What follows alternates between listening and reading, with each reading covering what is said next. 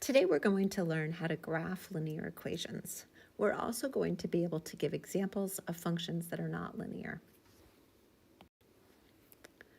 Take a moment to look at what we already know. We've already learned about things being proportional. It's a straight line through the origin for the graph. We've already learned that the constant of proportionality and unit rate are the same thing, and it's noted by the letter K. And furthermore, we know that proportional graphs are given by y equals kx. And we know about vertical and horizontal lines. Refresh yourself if you're not sure. Check your notes for this. The vocabulary we already know is that constant of proportionality k equals y over x. We know that that's how we find our unit rate, only the special thing about our unit rate is that it's per one. It's the same as the constant of proportionality. What we'll see today is that slope and rate of change are the same thing as that k. When it's not proportional, or even if it were proportional, you can use the word slope or rate of change. K is only used if it's proportional. And then the version, when we talk about a function, we're simply saying that when we plug in a variable, so I'll give you this example. So y equals 3x plus 2. When we plug in an x value here, or any x value, we're going to get a y value out, and we're looking at calling that a function. We'll learn much more about this. The formal definition of a function is every input has exactly one output, and our input would be our x, and our output would be what we get when we evaluate that x.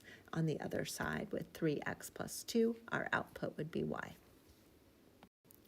So by the end of this lesson, your goal is that you can use a table to graph a function. So we'll start by looking at something that is proportional. It does start at 0, and it goes up by a constant rate of change. It goes up by the same every single time. So you can see on your graph, you're going up 4 every time you go to the right one, up 4 over to the right one. That is our constant of proportionality, which we're also going to call slope and rate of change. You'll see that in your chart, you're going up 1 and up 4. Every single time, it's the same.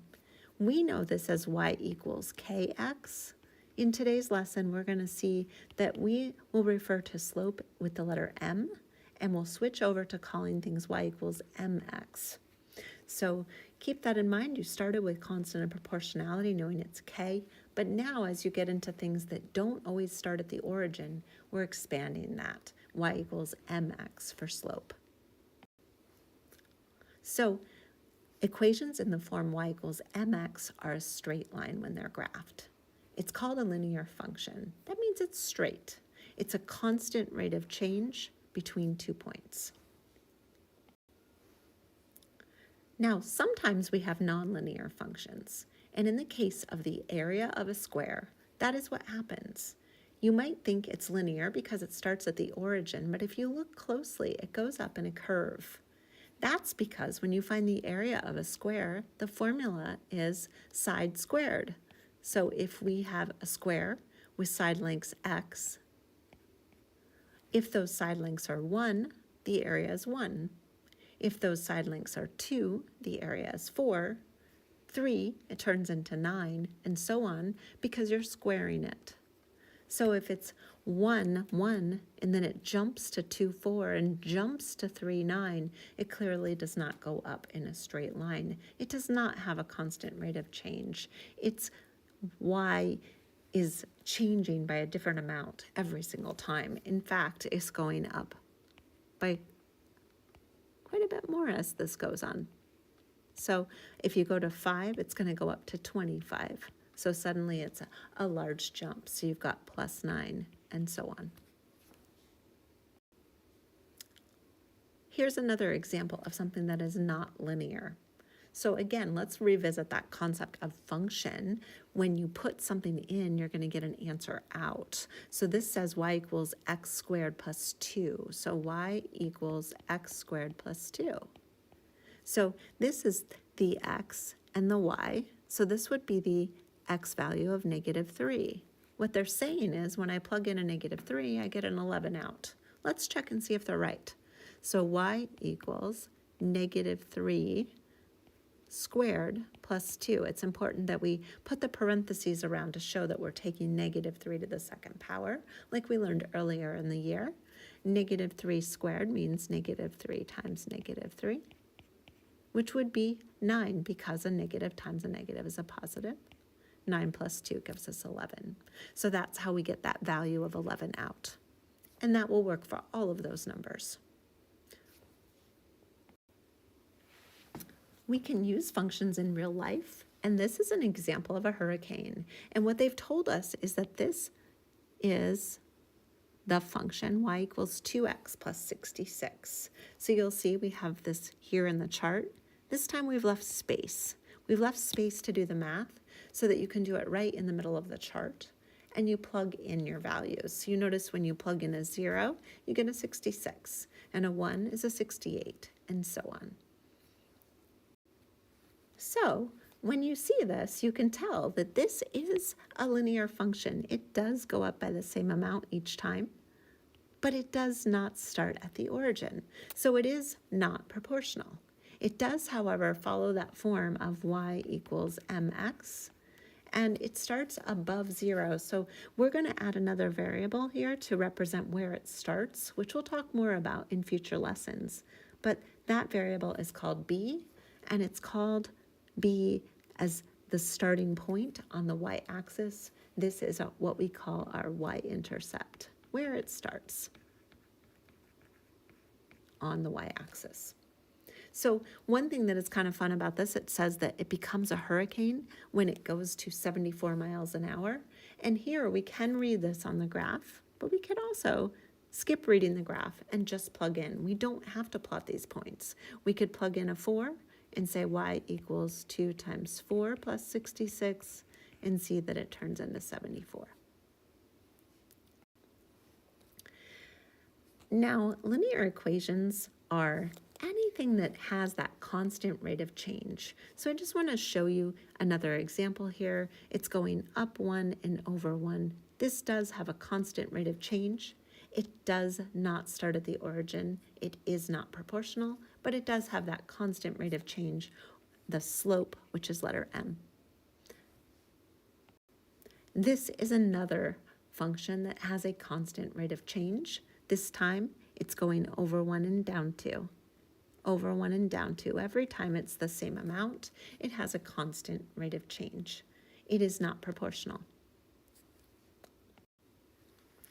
So now I have an equation that has a fraction in it.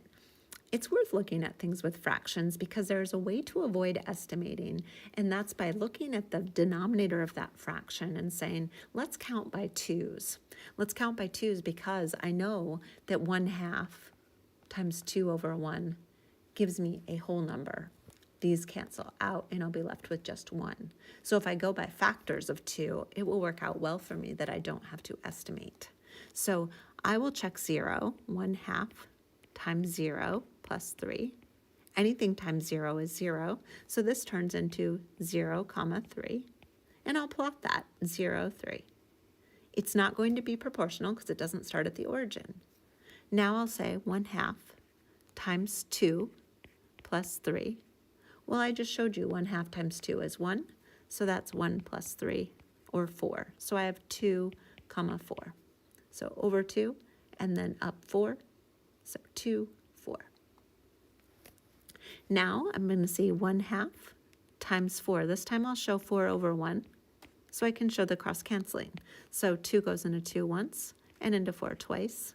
1 times 2, and 1 times 1 gives me 2 plus 3, or 5. So I end up with 4, 5. So 4, 5. Now I'm going to urge you to continue the pattern on this graph and just leave your table behind for a second. Up 1 and over 2. Up 1 and over 2. So you can follow this pattern and say, this is linear. Up 1 and over 2. Up 1 and over 2. You have a linear function, and I don't have a ruler, but I'm going to connect it and put a line off. It continues on, even though the graph runs out. So what is the slope of this line? It's my y over x. So y over x would be 1 over 2. At what y coordinate does the line intersect the y-axis? It starts here where it begins. It's 3, so 0, 3, the y coordinate being 3 is what it asks for. So now we also want to talk about vertical lines and horizontal lines. So if I were to say that my x is 3, I would plot a spot where x is 3. And I'm going to say the spot where x is 3 is right there and y happens to be 0 there. I'm going to pick another spot where x is 3, and I could say any place where x is 3. I'll just pick this one. 1, 2, 3, 4, 5, 6. Y happens to be 6. A line is 2 points connected. So there we go. There's our line. And we have a vertical line where x happens to be 3. It doesn't matter what y is. It's all these spots. I just picked 2 and connected them. My horizontal lines, let's pick y. I'll pick the square root of my favorite number, so 4. And I'll put a spot where y is 4. So I'll just start with here. It just so happens that x is 0 there. And then I'll go and I'll pick 8. 1, 2, 3, 4, 5, 6, 7, 8 for my x. And then I'm going to say that my y is still 4. So 8 for my x, but my y is 4. And you quickly notice that is a horizontal line connecting them. The truth about this is that my y is 4. My x can be any number. So vertical lines are x equals a, and horizontal lines are y equals b. Now proceed to your assignment. It's a paper worksheet. You may want to use a ruler for your work.